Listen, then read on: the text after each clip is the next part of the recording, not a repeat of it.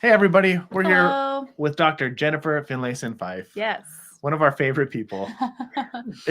I feel like this last year has been so nuts. It's made it really hard for everybody. We've had a baby and that was really hard, and everybody's been going through stuff. And so being able to like sit down and get together and talk to people that we care about topics that are fun and that we care about has been something that we've missed a lot. So it's really cool at the beginning of 2021 to be able to sit down and have a chat with you. So thank you for being here. Thanks for having me. And I put my new microphone that is a gift from Nate and Angelin. It sounds you so earned good. that gift. This has to stop. The recording quality is so bad. It sounds great though. I love it. So glad you showed up prepared. We can put on an audio spectacle for our listeners. Yes. So we've got a handful of really great questions to jump into. But I know a lot of times when we do this, we kind of start off with a couple of announcements where you share with us what you've got going on and what's happening in your world. Is there anything you want to talk about before we dive in?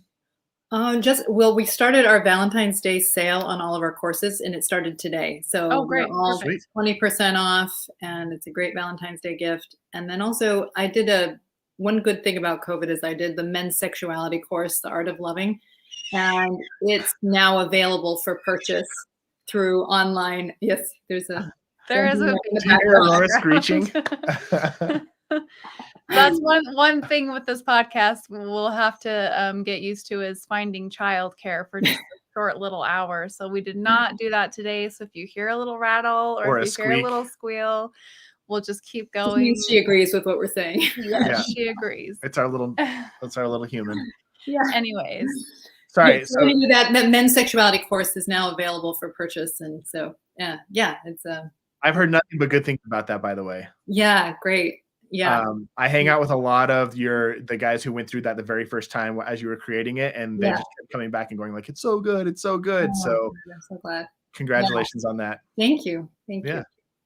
Yeah. As if we could expect anything different from you, right? You're nice. All right. So let's dive into some questions. We have how many questions? Just we have 3 lined up, but we'll see how the time goes. We'll play it by ear, but this is the first one. Do you want to read it? Sure. Can you move it over just a little bit? Yeah. There you go. All right. Hi, Jennifer. I have been reading Dr. Schnarch's books. In Resurrecting Sex, he talks about subjective arousal and how to enhance your sexual experience with more than just physical stimulation. I grew up in the LDS culture, and I have unknowingly been repressing my sexuality for years. I have been married for 15 years and felt a lot of desire for the first half. After my 4th baby was born, my sexual desire seemed to evaporate, and I did my best to make peace with it instead of turning to anger at my body and God's plan. How could God's plan involve me never wanting sex? I could still orgasm with physical stimulation, but it was always a lot of work and took more time than I thought it was worth. Even with less desire, my husband and I are blessed to have a beautiful relationship. 2 weeks ago, we discovered your work, and we have been listening to hours of content so far. We both have a new lens of understanding, and I have felt more desire in the past 2 weeks than I have in the past 7 years. I have felt like a newlywed again. We both have. It has been so fun to have so much meaningful sex without worrying about validating each other. But I still can't figure out what actually turns me on. How do I discover subjective arousal and add it to the physical to have a full expression of my sexuality? I am planning... Oh, sorry. I clicked. I am planning on signing up for your Art of Desire course soon when I can schedule some intentional time for it. Thanks for all your work, asking and finding answers to tough questions. Okay, great. Well, first of all, I'm just really happy for her because she's already starting, it sounds like, to understand this subjective arousal because there's been a meaning shift that has happened through listening to the podcasts and reading David Schnarch's work. It sounds like where she's no longer taking care of, it sounds like there was a meaning that was bogging it down, which is kind of taking care of the feelings of your spouse to the degree that it actually interferes with her own arousal. And so there's something that's been freed up there, and that might be worth her really being able to articulate to herself, what is it that's shifted that's really allowed us to feel like newlyweds again? Because it's not as fleeting as it might sound or appear. This challenge because when people are younger, they often feel like and get educated in this idea that arousal, subjective arousal, is to play with fire, is to dance with Satan in a sense. And so people Can you define what subjective arousal is? Sure. Thank you for asking that. So first of all, there's physiological arousal, which you don't have any choice about. Mm-hmm. So, if your body gets stimulated, your genitals get stimulated, your body is going to become physiologically aroused, Mm-hmm. which may be different than whether or not you want to be sexual. And so there's research that will show that somebody sees an erotic image or sees something sexual and they will become physiologically aroused, but have no subjective desire. That doesn't mean that they want to be sexual in that moment. And women in particular actually get aroused much more than they will even acknowledge. That is to say that they lubricate, that there's more blood flow to the genitals. So they're getting physiologically aroused, but they don't necessarily desire to have sex, because women as a collective tend to be pickier about when to be sexual. For men, it's a little closer to 1-to-1. That sort of physiological and psychological goes together more readily as a group, right? Not everybody's the same among men or among women, but that's generally true. So this psychological arousal is, when do I want to, in fact, be sexual? What turns me on? What makes me want to engage my sexuality?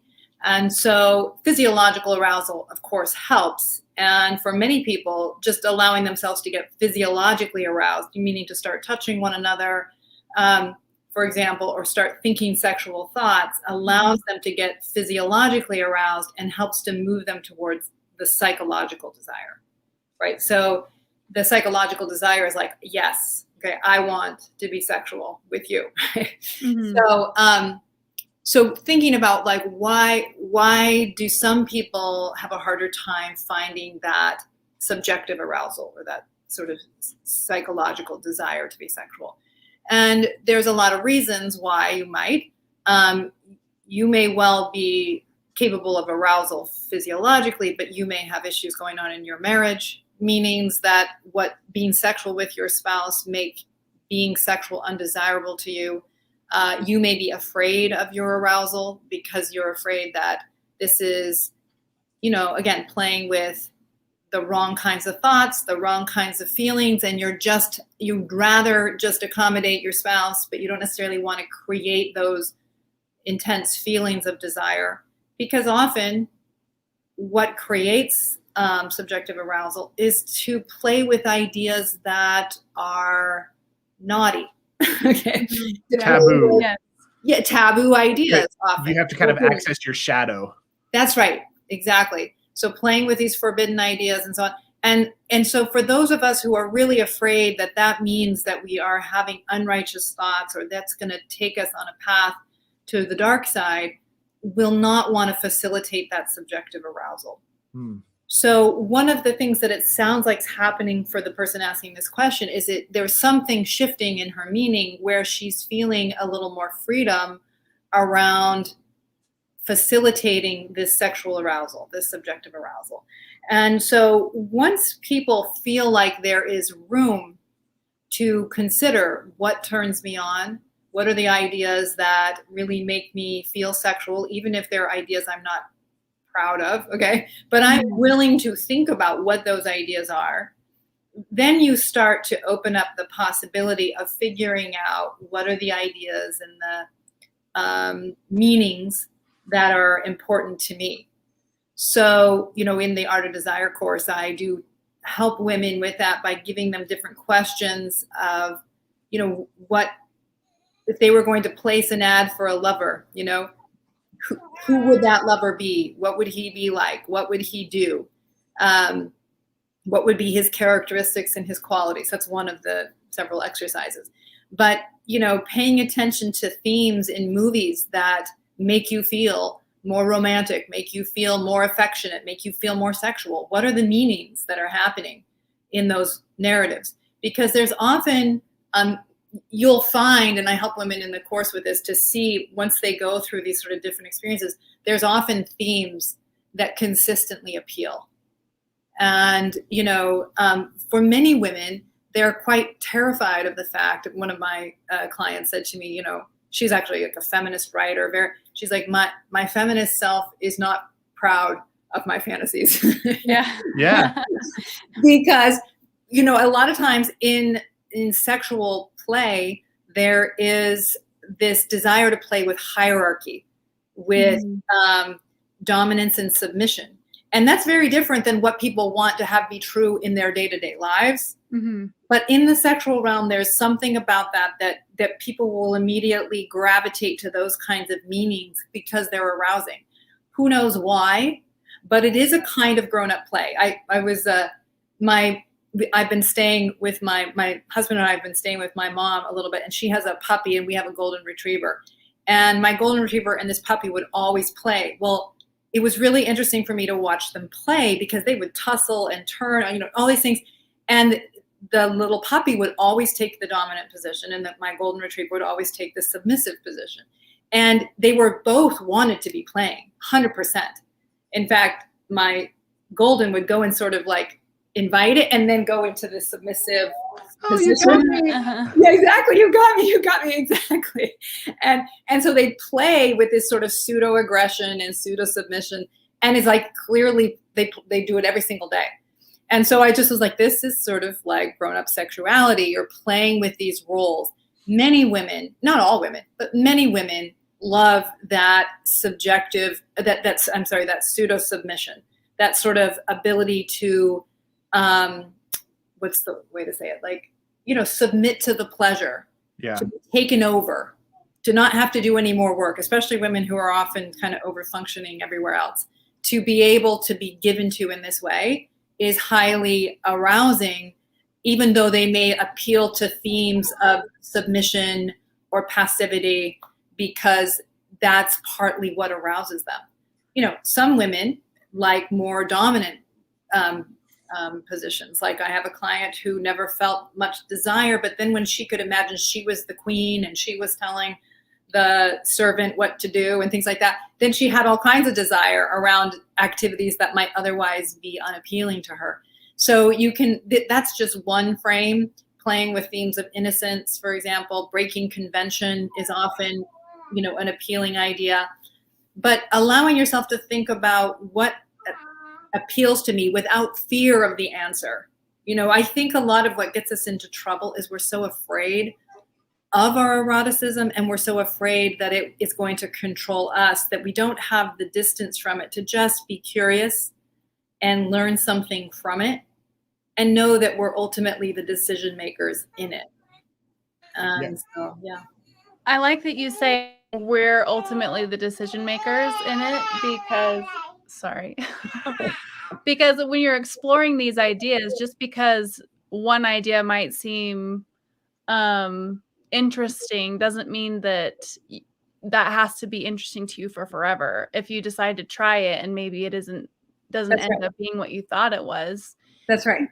You can put that away. That's right. I remember when we were first married, just thinking it would be so cool and so sexy to like have sex in a car. And I thought that would be so fun. And we decided to try it once, and we went driving up a canyon trying to find a secluded spot, and it's better in the movies. It was the paranoia was high, the space was no. cramped, and we ended up deciding this is not a great idea. Better in fantasy than actually trying to play it out. I think that's that true. was something I learned about myself, that sometimes I have this idea that would be fun to play out like in the safety of our home versus actually trying to go and do it. Yeah.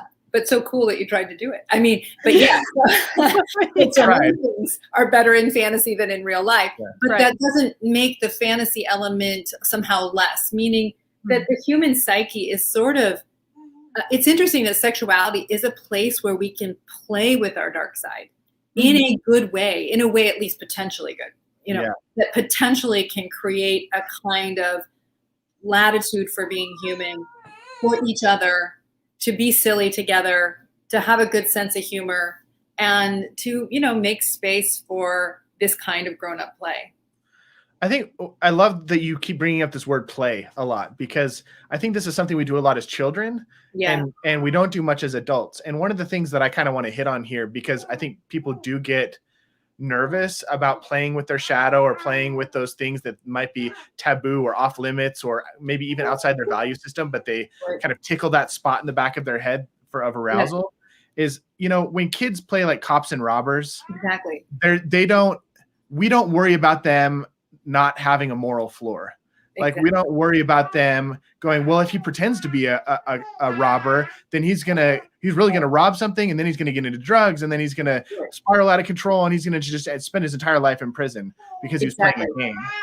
But I think we oftentimes fear that we have, as adults, no moral floor. That if we entertain an idea or a fantasy or a desire that might be a little scary or a little dark, yeah, exactly, that it's going to lead to a place that's like so dark and so noxious that we'll never ever be able to get away from it. And that idea that we possess no moral floor is false. Right, exactly. And it kind of is, as you're pointing to very well, it's just that this idea that we play often with the darker side.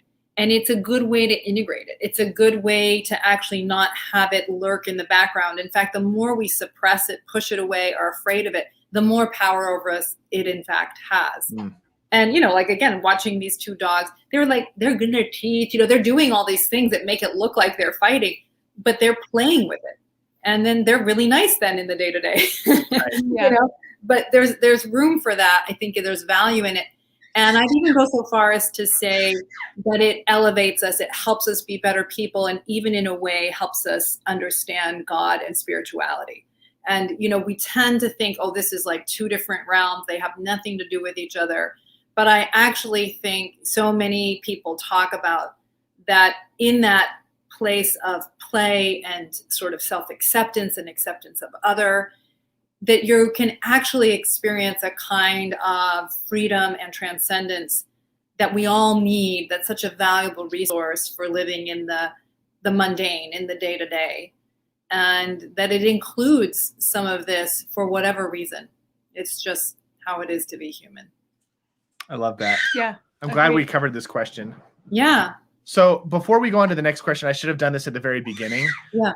I just wanted to give some advice to our listeners, because we do get a lot of questions, and there's one type of question that we never really answer. Yeah. And I want to just throw this out there before we move on to the next question, just to guide people who want questions answered in the future. And I made this little card for the bottom of the screen. These segments that we do with you are not about granting you permission to do something. Right. The idea of these interviews is to help make you the steward of your own sexuality and help you be confident in your ability to make decisions and experiment.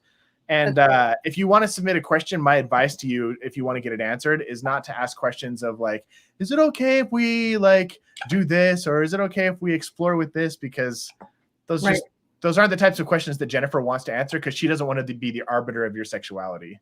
Right. Is that a fair thing to say? Absolutely. And I think it's, what I hope is to help people have ways to think about these questions in their lives.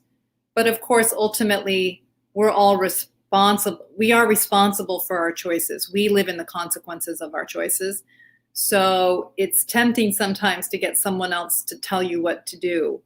But ultimately, you still live in the consequences. So you have to think about how to think wisely about the choices you make. And especially in the realm of sexuality, it takes good judgment. It takes, thoughtfulness and wisdom to make good, solid choices with it. But yeah, I think a lot of times we're sort of permission seekers as a way of getting out of that ultimate pressure on ourselves. Cool. Yes. We got the squawking baby off the floor. Yes. Talking into the microphone. So I'm going to read this next one. I'm going to point the microphone at me, so maybe she doesn't get picked up so much. This next question is, my husband and I have 5 kids in 10 years, with our oldest now at 15 years old. So 5 kids from 5 to 15 now. In the last 5 years, I've noticed my need for non-sexually driven touch. Hold my hand, a hug with no wandering hands, an arm around my shoulder, play with my hair, etc. I realize that now that I'm asking him to recognize and try to do that for me, that he feels like it's an insatiable need of mine, And I feel like intercourse is an insatiable need of his. It's hard for both of us to accept the other's offering when it feels forced or out of duty. Now I don't want to have intercourse if he isn't giving me attention outside of our room. And it has become a forced point of contention, and one that is measurable. So it's now used as ammunition in our other disagreements. So Yeah. what do we do about that? Okay, good. It's tough because the realm of sexuality is like, it's a turf war is really what this couple's doing. And so the meaning is interfering with the ability to enjoy the sensual, right? And the spectrum of the sensual, because it's getting split into camps and then being used against one another. And so if she has the feeling that having intercourse is to let him win and to kind of deny my desire for more non-sexual touch, then she's not going to want to do it. And if he thinks giving her non-sexual touch is for her to win, right? And that she doesn't, then necessarily want to give me the intercourse that I want, then he doesn't want to let her win. And so they get into a kind of meaning standoff, or they may resentfully give what the other wants, but it never ends up feeling satisfying. There's no peace. That this kind of underlying struggle is permeating the whole thing. So the reason I say that is because that's something this couple has to look at, that they probably are pretty good at digging in and resisting one another as a way to have a sense of themselves and to not feel taken over by the other. Of course, in marriage, you pay a big price for that, because you have a combatant in bed with you, not a partner and a friend. Right. Mm-hmm. I know one of the things that that you probably talk about a lot, and that David Schnarch talks about a lot, is having a collaborative alliance. That's right. And what they're describing here seems like it's betraying a collaborative alliance. Can you expound a little bit on what a collaborative alliance is and what that looks like, and kind of what it looks like to betray that? Good question. Yeah, well, a collaborative alliance is, and David Schnarch could articulate it better than me, but I think that a collaborative alliance is essentially that you're both working to create something, a shared goal, a shared objective. That is, in this case, a good marriage and a good sexual relationship. And you're willing, you maybe have your differences, you're going to have your differences in any collaborative alliance. You're going to have different strengths and challenges, but you're willing in any collaborative alliance to do your part, to stand up and do your part to create that reality, even if the other person isn't. So it's unilateral. So you can have a collaborative alliance with somebody who doesn't want to do their part, such as a teenage child. Okay. A teenager, parents need to have collaborative alliances with, whether or not the child is doing their half of that. And that is the parents taking up their responsibility to the child, even though the child's not thanking them, not giving them the validation back that they're a good parent. And so that's what a collaborative alliance looks like. So you do 100% of what your responsibility is to create what you hold as important, whether or not your spouse does. So in this case, you would be not allowing yourself the indulgence of getting on the other side of that power struggle. You wouldn't say like, well, you didn't do this for me, I'm not doing this for you. You instead, it's a little tricky to articulate what you would do in this case, but you stand up for what's happening. You're honest about what's happening. We keep falling into this power struggle. And I'm very tempted to do it because I get angry when you do it, but I'm not going to do it that way. I want to have a good sexual relationship with you. I also want to be touched by you. I want sensuality and friendship to permeate the relationship. However you touch me, whether it's because we're having intercourse or you're just touching me as you walk past me. I want that kind of marriage, and I don't want to keep participating in this turf war with you. And so I'm going to do my part. I want you to do your part too. I want us to stop being childish. because it's costing us a lot. So that would be one version of what a collaborative alliance sounds like, where you confront yourself, you face what's actually happening, and then you do your part. And so it sounds different than, hey, you haven't touched me. It's more like, I want that. I want there to be more generosity between us. I want for it to not be whether or not intercourse happened, but whether or not we have learned how to love each other in the way that we are with each other, whether that's fully sexual or somewhere on the spectrum of that. So, but it's very easy to not see your part in the destructive pattern, only see your spouse's part, and then to keep getting tempted back into it because they make it so easy, when the natural man response is to meet them at the same level that they're engaging you. Yeah. And part of me, I love talking about this because I feel like one of my personal struggles with when in maintaining a collaborative alliance is the best version of a collaborative alliance requires or brings out the best in me. That's right. And I'm always tempted to slip into like resentment or like maintain my agreement, but do it begrudgingly with a negative attitude. Right. So what advice do you have, or how do you maintain that collaborative alliance from the best in you, even when your partner maybe is misbehaving? And you're taking it up with yourself and your relationship with God, not with your spouse. I'm doing this because it's the right way to be, because it's my commitment to the kind of person I want to be. I remember talking to a couple that had just been in a combative alliance for years, and there'd been infidelity and there'd been hostility and rage. I mean, just a combative alliance for so long. And they were both so unhappy. And, they both started coming to terms more with who they each had been in the marriage. But I asked them the question of like, what was your idea before you got married of what you wanted your marriage to be? And how did you expect yourself to behave in that marriage? And they each articulated it. And it was like, how have you betrayed yourself in this? How have you betrayed your own idea of the kind of partner you were going to be? And you owe it to yourself. I mean, not to mention your spouse and God and your children, but to yourself to live up to that expectation. I mean, that's sometimes the only peace that you get in life, is knowing you did your part. I talk about in the relationship course that a conflict that my sister said it was fine for me to tell the story, but when we were younger, we had a conflict between us, and I felt like I had apologized. I had done everything I needed to do to address my part, and she wasn't going to let it go.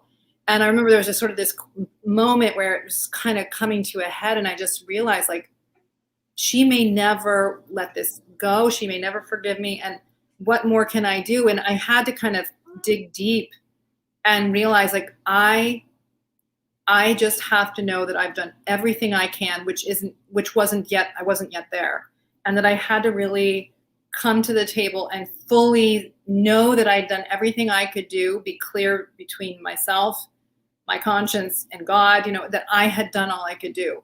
And, in the story, it turned out that was sort of it all shifted then. But it wasn't about my sister so much. I mean, it was like I cared about her and I wanted it to be right, but I knew I didn't have full control over whether or not she would do her part. I just had to dig deep and really take myself on about my part, because I had to have the peace of mind that I had done that. That was all I had control over. And so much in life, that's what it comes down to. You can't make other people understand you. You can't make other people love you. You have to know that you have dealt with who you are as cleanly as you can. And that's also what makes you a trustworthy person, is if that's when I see people start to trust their spouse, is when their spouse has really taken it on themselves, the issue of their trustworthiness. So that's what I would say. You just keep reminding yourself of your responsibility to yourself, to your own moral compass, not to whether or not your spouse is doing their part. Yeah. And I really love she's got a booger. Sorry. That when you recognize what's not your responsibility and what is somebody else's responsibility and what's outside of your control, it actually opens up your mind to seeing that there really is a lot that's within your control. That's right. That's exactly right. Because when you're focusing on trying to change somebody else or this impasse that's going on, it can feel a little hopeless because you feel like they're just not getting on board. That's right. When you release yourself from that, you gain, so you're empowered. You're empowered. That's exactly right. To change your circumstance. You know that AA adage, or I never can say it, but like basically grant me the equanimity to let go of the things I can't control, the courage to address the things I can, and the wisdom to know the difference. It's like profoundly true. Mm-hmm. This is not just for alcoholics. Yeah, this is for everybody. That's very, very challenging in the difficulties of life, to keep your attention on what you do have control of and let go of what you don't have control of. I think sometimes that's the harder thing, really. Yeah. And really being wise about which is which. But I absolutely agree with you, Angela, that if you let go of the trying to control other people's responses to you and dig deep on who you are, that's the only place you find peace. But also it frees up your resources to really grow when you do that. Because when you're in this kind of battle with each other and you're both just not willing to move. Yep. If one person moves, that disrupts the whole thing. Yes, it breaks that cycle. And so you really do have a lot of control over breaking that cycle than you realize. You do. And you just have to give up your ego. I mean, to do it, that's the only thing, although that's not a small thing. It can terrify us to give up the power struggle and the ego that's in that. But the paradox is when you're in those control struggles, those power struggles with a spouse or somebody else, you are in fact actually giving away so much of your control. You're actually reinforcing your dependency. And it's interesting how easily we do that without even tracking it fully. Right. And the nice thing about this situation is both things are positive things. Like if that's right. Having that touch out of sexual circumstances can be positive for both parties, and having sexual intercourse can be positive for both parties. It's just letting go. Really, honestly, what I would say to them is if you want to try hard to join each other's team and stop treating this like a turf war, if you really want good intercourse, have good non-sexual touch. I mean, I don't even know non-sexual touch. There's a way for both of you to win here. 100%. In fact, you both win much, much more. I think the couples that are the most happily sexual, there's just sensuality kind of permeates the relationship. And there's not a lot of distinction on whether or not it's sexual or not, except for privacy and staying away from the kids and so on. But that is to say, there's kind of love that's getting communicated through the way one is touched. So it makes it not just about intercourse, but a kind of deep kind of sexual love that's also being expressed in the day-to-day, the mundane. Mm-hmm. And so learning how to do that, for the husband, can I think about how to make love to my wife in the way I touch her during the day? Touch her like she's a woman I love and am attracted to, right? And, and for the woman to not think of intercourse as being like this event so much as, is there a way to receive love and affection here and give love and affection that's in that same continuum of loving through physicality? So, that's when sex is really good, right? Mm-hmm. It's when it's all the pleasure, but all the love that goes with it. Way to bring that full circle. Yes. Mm-hmm. Okay, we've got one more question. Sure. You want to read this one? Sure. It takes me a really long time to orgasm, and it makes me feel bad that my husband has to spend more time for me to finish than it takes for him to. He never makes me feel bad. He says he enjoys it, but I still feel like I'm taking more than I'm giving. We've tried to figure out other ways to change it up, but the only way I finish is after a long session of oral sex. It's awesome. I just feel really needy. Okay, so I think a couple of things. One is that there is a little bit of an inherent imbalance in male-female sexuality that you kind of just have to get over a little bit as a woman, which is, that women have, once they become aroused, will stay aroused much longer. But there is more time for a woman to become aroused than there is for a man. and nothing's going wrong. And many men, if not most men, genuinely enjoy it, right? Like they genuinely enjoy the time being sexual. They enjoy giving pleasure to their partner. They when they interview men, they'll talk about their peak experiences are giving pleasure to their partner, right? Mm-hmm. So it's a great part of masculinity is that they genuinely enjoy, and I'm grateful for it, that process of bringing their wife into bliss. So in some ways, to just accept it would actually help you a lot, because you could stop feeling guilty, stop feeling afraid of it, and just let him love you and bless you in this way. It's good for both of you. And if you're sitting there judging yourself the whole time, it actually makes it harder to have an orgasm. Yes. So you're prolonging it if you're sitting there feeling like, oh, I'm such a loser for taking so long. And you're like, no, I'm a woman and that's okay. I want to throw a caveat in there too. Sure. I think I absolutely agree with men enjoy giving their partners pleasure. Yep. And the caveat is just like any gift, if the gift isn't well received, it makes it harder to give the gift in the future. That's true. Exactly. And so when men love giving to a partner who receives the love that we give. Absolutely. Openly. That's right. If that love is received with like, I'm sorry, I feel so, then it's no fun anymore. It takes a lot of the pleasure and the joy out of giving out of it. Absolutely. And exactly. And so, I think in the Art of Desire course, I talk to women about the art of receiving, which can be more challenging than giving. I mean, because you are like letting somebody impact you. You're letting somebody bless your life. You're letting them matter to you. You're surrendering into that and letting yourself be worthy of that. Those aren't small things, especially if you've been taught you shouldn't do that. Yep. Mm-hmm. But that is such a gift to grow in that way. It really does. There's the receiver and the received. Men want to be received generally. I know I'm speaking in massive stereotypes right now, but as a group, men want to be received. And so there is real strength in letting somebody bless your life. And it makes you both better for being able to do that. And it's not a small thing, but it's a valuable thing. So let yourself be worth that time. I mean, that's kind of my response is, well, how much time are you worth? Probably all of it. And then another thing I would say is women can do a good job of keeping a pilot light going. I think that's really valuable. If you like being sexual and you want to have it be an easier to move into that arousal, you can do things that keep you feeling aroused. That is, you can, before, put on lingerie.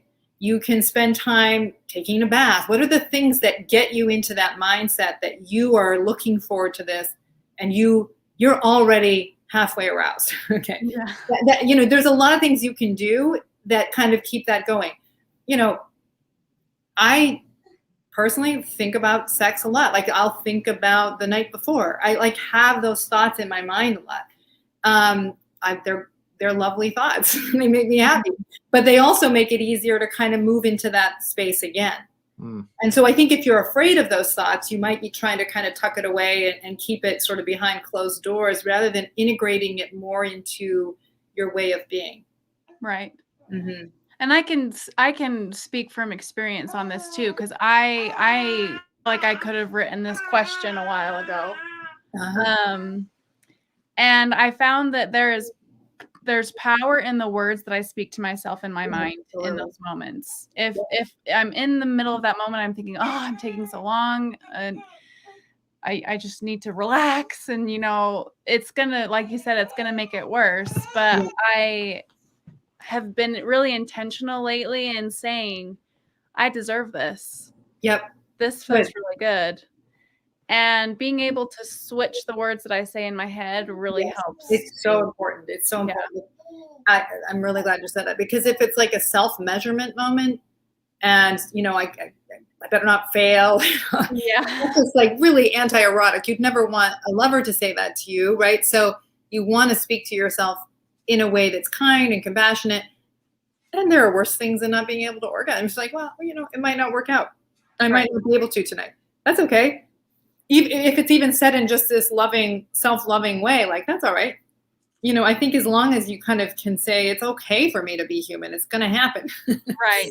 And so, but it's that self-judgment piece.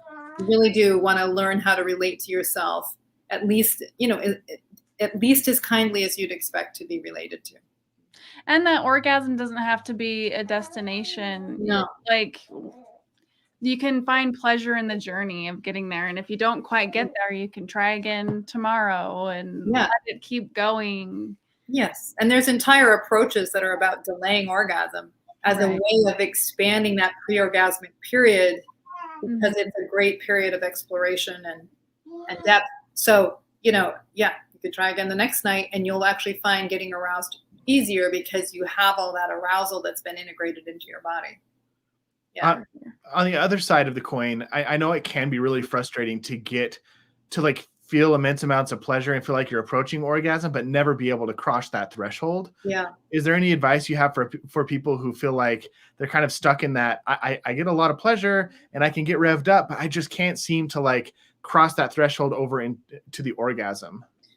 Yeah. I mean, I don't entirely, it depends a little bit on what's happening for people. Right. Why, sometimes there's just meanings that are operating that they're afraid to orgasm, or they, maybe came out of abuse. There's often reasons why their body just kind of won't let them do that. And I think when this is a simple answer, and I don't have all the answers for this, but okay. I think when it's in a position of self-measurement, it's going to be much harder to be able to do that than a position of self-possession, self-kindness. And it's like, I'm not going to measure myself by something I can't control. I can't control whether or not I orgasm. Mm-hmm. I can control how I'm in relationship to myself. I can control the quality and quantity of touch that I have. I can control, the way I think about myself. And the orgasm is out of my control. So it's like, again, letting go of that allows you to focus on how am I going to be in relationship to myself as a woman? How am I going to be in relationship to my body? Because a lot of times I think when people's anxiety is going up, it's around this issue of, am I broken? Am I allowed to have this pleasure? There's a meaning that's coming into play.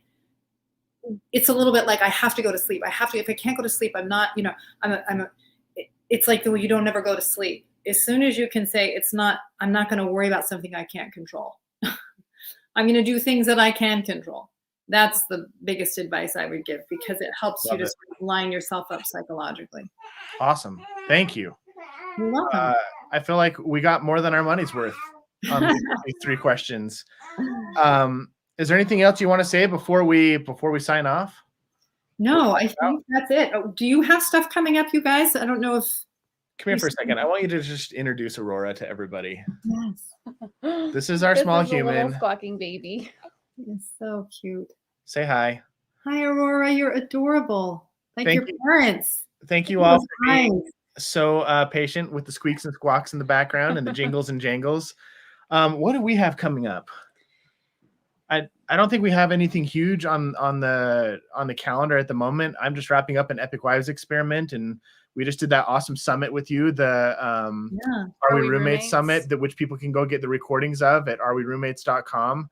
Yeah. And I think, if people wanted to pay attention to one thing that I'm doing, well, we're kind of both doing it right now, you participated, is the Rethinking Porn Addiction show. Yeah. So on a weekly basis, there's about 5 of us who get together and we have sexual health conversations specifically revolving around the topic of pornography.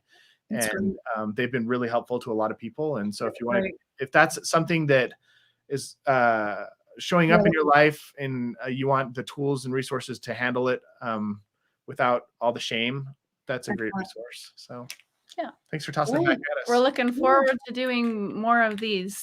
Yeah, that's one thing is I'm hoping this year with my podcast to just get a little more. I'm going to be doing one where I'm actually working with couples.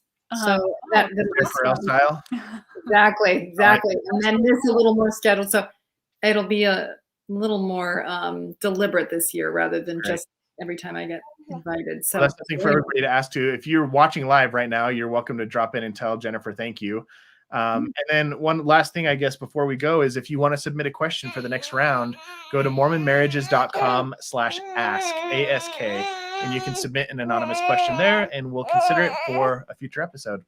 Great. And we'll try to have Aurora be a guest on every show. We'll try and get childcare. Anyway, thank you so much, Jennifer.